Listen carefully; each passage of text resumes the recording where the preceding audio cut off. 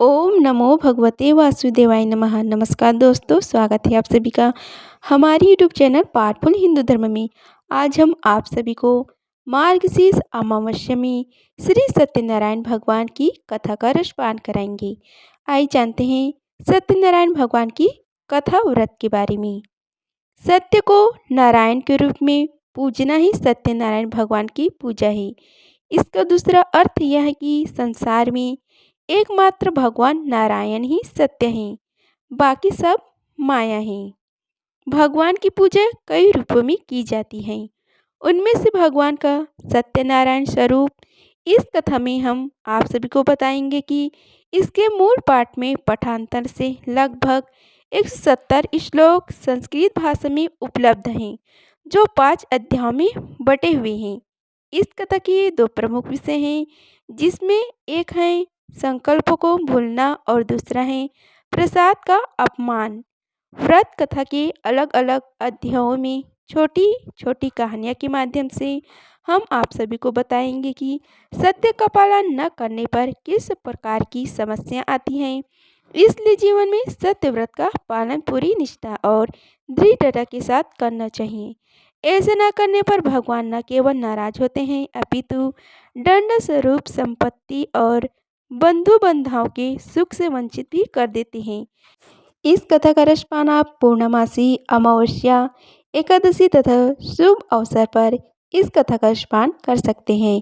आइए रसपान कीजिए श्री सत्यनारायण भगवान की कथा के प्रथम अध्याय का।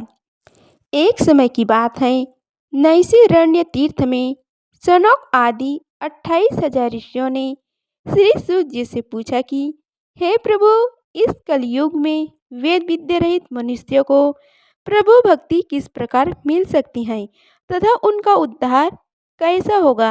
हे मुनि श्रेष्ठ, कोई ऐसा तप बताइए जिसे थोड़े समय में ही पूर्ण मिले और मनवांछित फल भी मिल जाए। इस प्रकार की कथा सुनने की हम इच्छा रखते हैं। सर्वशास्त्रों की ज्ञाता श्री सूत जी बोले, हे वैष्णव, मैं पूज्य आप सभी ने प्राणियों के हित की बात मुझसे पूछी है, इसलिए मैं एक ऐसे श्रेष्ठ व्रत को आप लोगों को बताऊंगा जिसे नारद जी ने लक्ष्मी नारायण जी से पूछा था और लक्ष्मीपति ने मुनि श्रेष्ठ नारद जी से कहा था। आप सब इसे ध्यानपूर्वक सुनिए। एक समय की बात है, योगीराज नारद जी दूसरों के हित की इच्छा के लिए अनेकों लोकों में घूमते हुए मृत्यु लोक में आ पहुँचे। यहाँ उन्होंने अनेक योनि में जन्मे प्राय सभी मनुष्यों को अपने कर्मों द्वारा अनेकों दुखों से पीड़ित देखा। उनका दुख देख नारद जी सोचने लगे कि यह कैसे यत्न किया जाए जिसके करने से निश्चित रूप से मानव के दुखों का अंत हो जाए। इसी विचार पर मनन करते हुए वह विष्णु लोक में गए। वहाँ वह देवों की इस भगवान नारायण की स्तुति करने लगे, जिनके हाथ में शंख चक्र, गदा और पद्य थे, गले में वरमाला पहने हुए थे। स्तुति करते हुए नारद जी बोले, हे भगवान, आप अत्यंत शक्ति से संपन्न हैं। मन तथा वाणी भी आपको नहीं पहचान सकती। आपका आदि, मध्य तथा अंत नहीं है। निर्गुण स्वरूप सृष्टि के कारण भक्तों के दुख को दूर करने वाले आपको मेरा नमस्कार है। नारद जी की स्तुति सुन श्री हरि विष्णु भगवान बोले, हे मुनि श्रेष्ठ, आपके मन में क्या बात है? आप किस काम के लिए यहाँ पधारे हैं? उसे निसंकोच मुझसे कहो। इस पर नारद जी बोले कि मृत्युलोक में अनेक योनि में जन्मे मनुष्य अपने कर्मों के द्वारा अनेकों दुख से दुखी हो रहे हैं। हे नाथ, आप मुझ पर दया रखते हैं तो बताइए कि वह मनुष्य थोड़े प्रयास से ही अपने दुखों से कैसे छुटकारा पा सकते हैं। श्री हरि बोले, हे नारद, मनुष्यों के भलाई के लिए तुमने बहुत अच्छी बात पूछी है, जिसके करने से मनुष्य मोह से छूट जाता है। वह बात मैं कहता हूँ, उसे सुनो। स्वर्गलोक व मृत्युलोक दोनों में एक दुर्लभ उत्तम व्रत है, जो पूर्ण देने वाला है।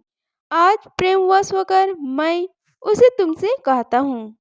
श्री सत्यनारायण भगवान का यह व्रत अच्छी तरह विधि पूर्वक करके मनुष्य तुरंत यह सुख भोग कर मरने पर मोक्ष को प्राप्त हो पाता है। श्री हरि के वचन सुन नारद जी बोले कि उस व्रत का फल क्या है और उसका विधान क्या है। यह व्रत किसने किया था, इस व्रत को किस दिन करना चाहिए, सभी कुछ विस्तार से बताइए। नारद की बात सुनकर श्री हरि बोले, दुख व शोक को दूर करने वाला यह व्रत सभी स्थानों पर विजय दिलाने वाला है। मानव को भक्ति व श्रद्धा के साथ शाम को श्री सत्यनारायण की पूजा धर्म परायण होकर ब्राह्मणों व बंधुओं के साथ करनी चाहिए। भक्ति भाव से ही नैवेद्य, केले का फल, घी, दूध और गेहूं का आटा सवाया ले। गेहूं के स्थान पर साठी का आटा, शक्कर तथा गुड़ लेकर वह सभी भक्षण योग्य पदार्थों को मिलाकर भगवान का भोग लगाएं। ब्राह्मणों सहित बंधु बंधाओं को भी भोजन कराएं। उसके बाद स्वयं भोजन करें। भजन कीर्तन के साथ भगवान की भक्ति में लीन हो जाएं। इस तरह से सत्यनारायण भगवान का यह व्रत करने पर मनुष्य की सारी इच्छाएं निश्चित रूप से पूरी होती हैं। इस कलिकाल अर्थात कलयुग में मृत्युलोक में मोक्ष का यही एक सरल उपाय बताए गए हैं। इति श्री सत्यनारायण व्रत का कथा का प्रथम अध्याय संपूर्ण हुआ। बोलो सत्यनारायण भगवान की जय।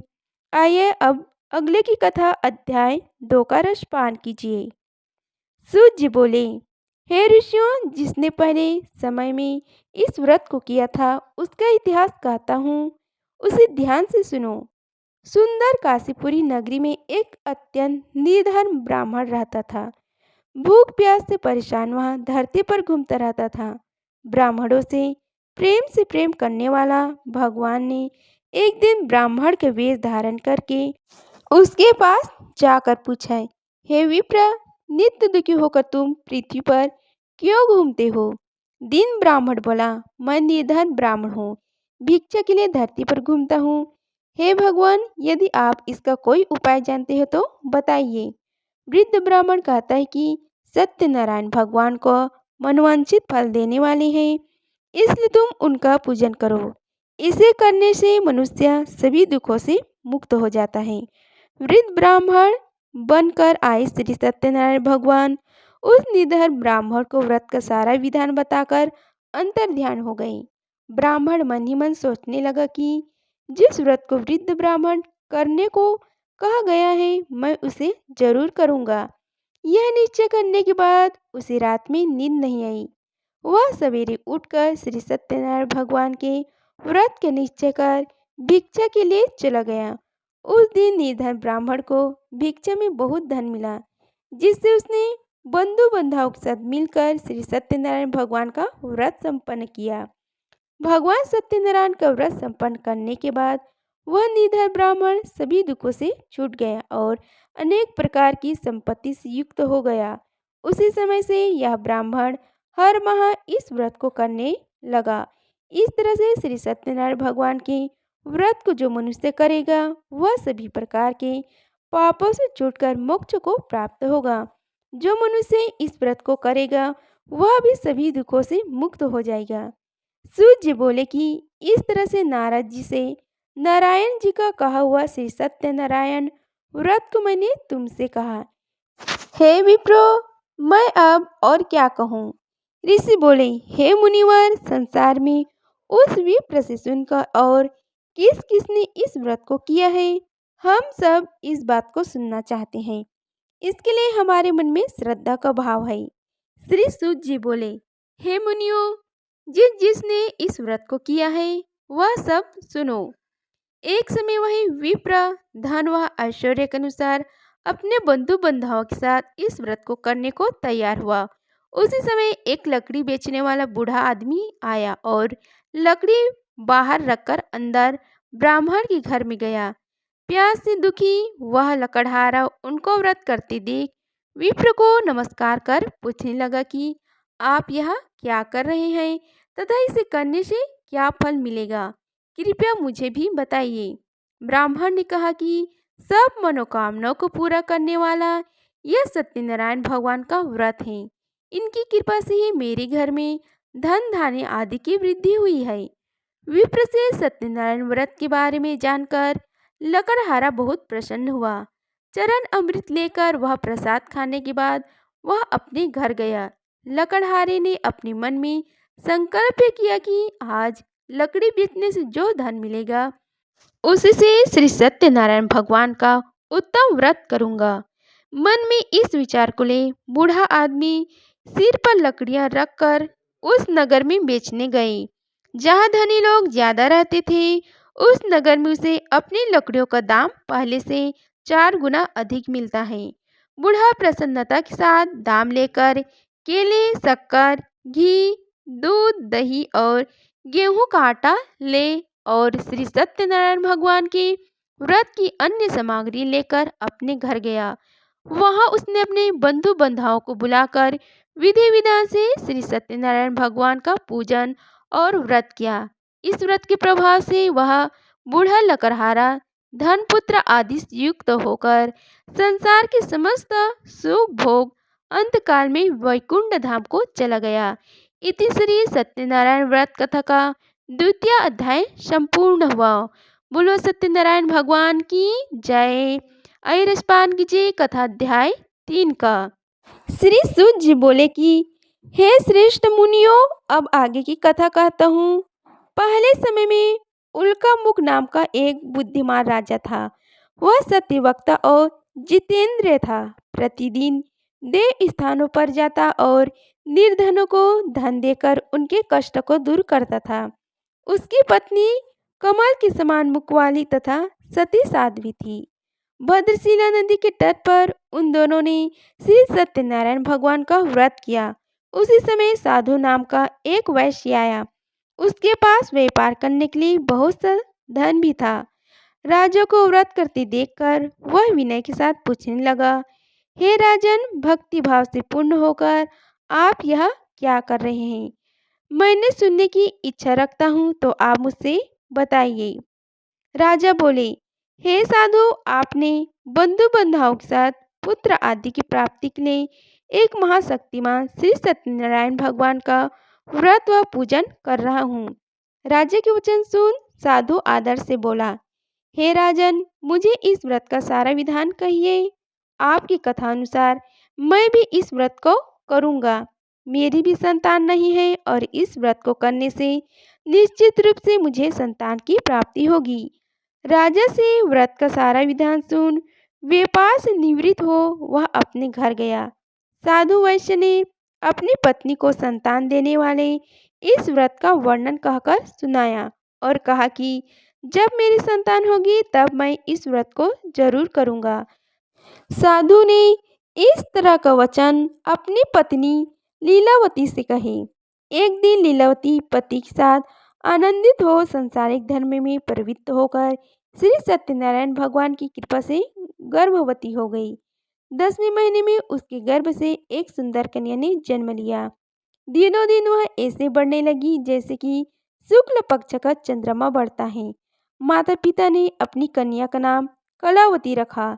एक दिन लीलावती ने मीठे शब्दों में अपने पति को याद दिलाया कि आपने श्री सत्यनारायण भगवान के जिस व्रत को करने का संकल्प किया था उसे करने का समय आ गया है।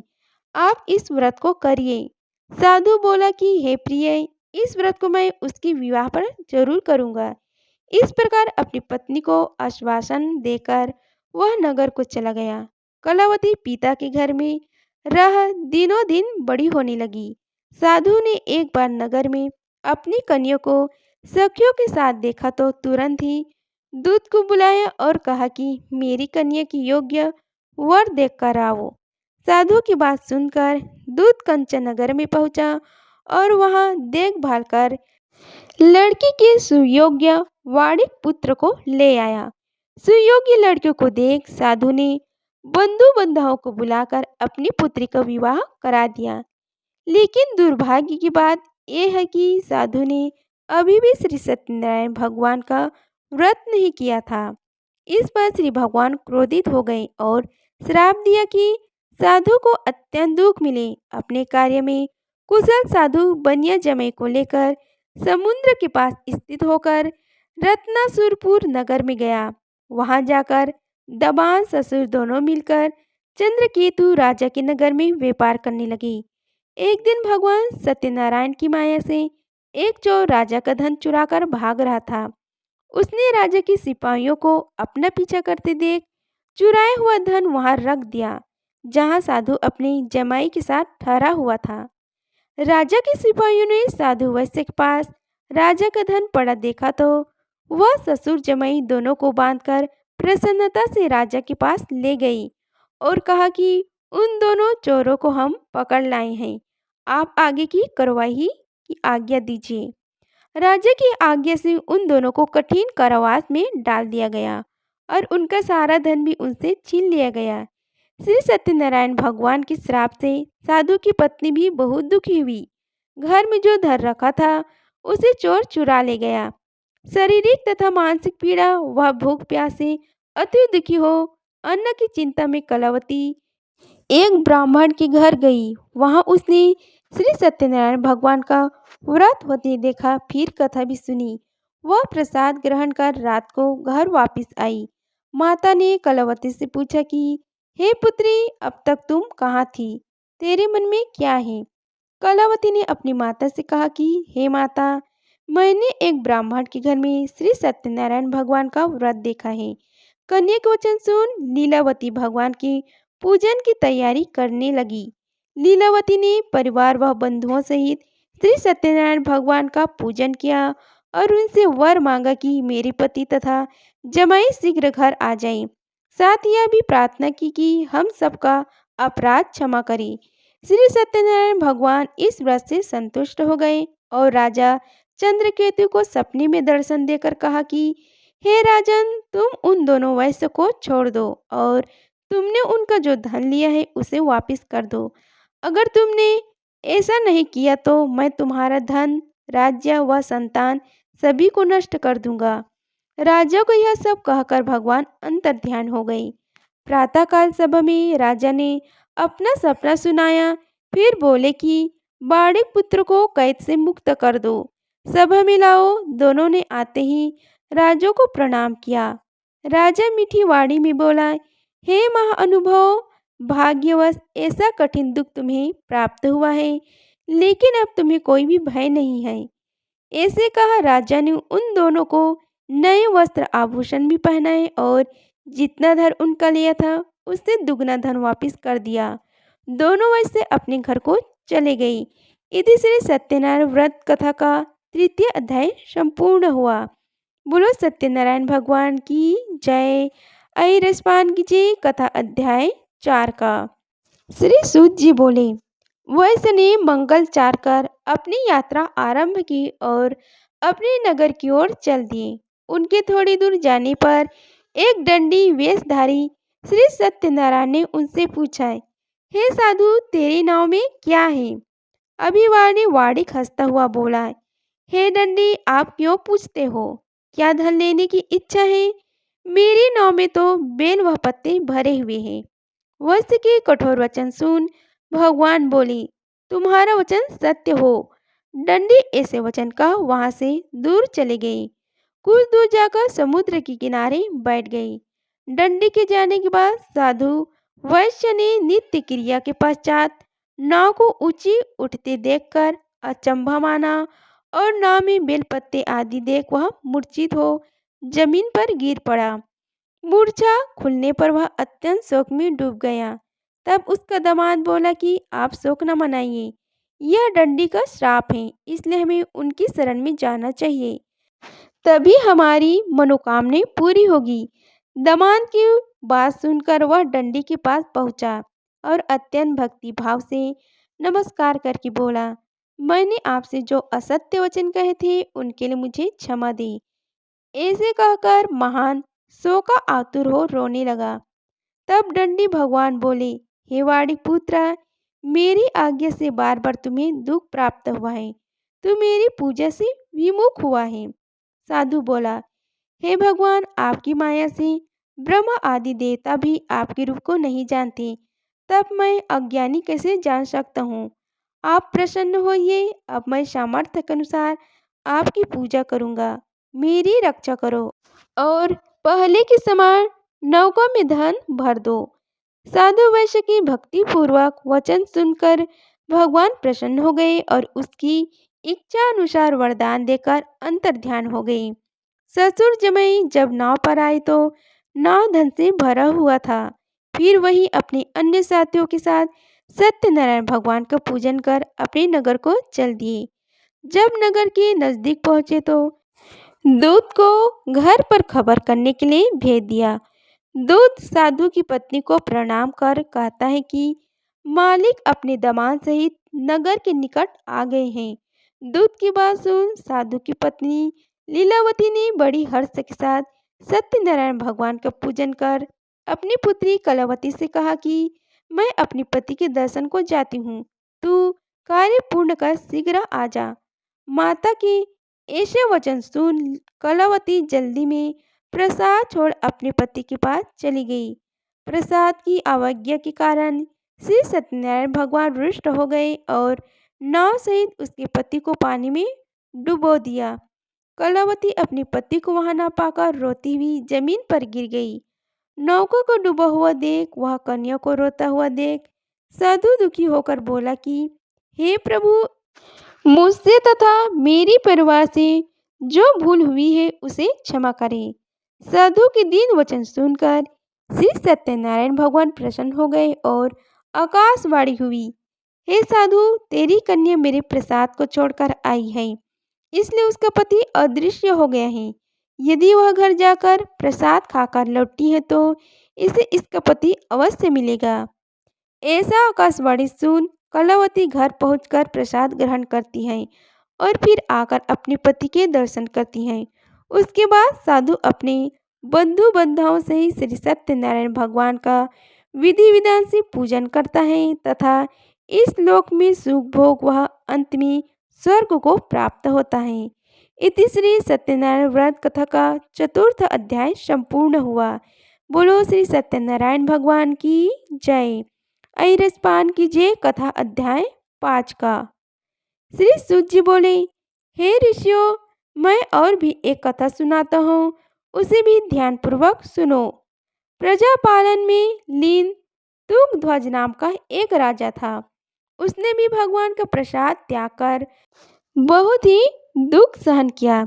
एक बार वन में जाकर वह वन्य पशुओं को मारकर वह बड़ की पेड़ के नीचे आया। वहां उसने ग्वालों को भक्तिभाव से अपने बंधु बंधुओं सहित श्री सत्यनारायण भगवान का पूजन करते देखा।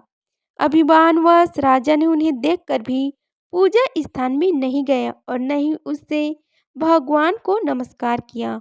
ग्वालों ने राजा को प्रसाद दिया लेकिन उसने वह प्रसाद नहीं खाया और प्रसाद को वहीं छोड़ वह अपने नगर को चला गया। जब वह नगर में पहुंचा तो वहां सब कुछ तहस नहस हुआ, तो वह शीघ्र ही समझ गया कि यह सब भगवान ने ही किया है। वह दोबारा ग्वालों के पास पहुंचा और विधि पूर्वक पूजन करके प्रसाद खाया तो श्री सत्यनारायण भगवान की कृपा से सब कुछ पहले जैसे हो गया। दीर्घ काल तक सुख भोगने के बाद मरण उपरांत उसे स्वर्गलोक की प्राप्ति हुई।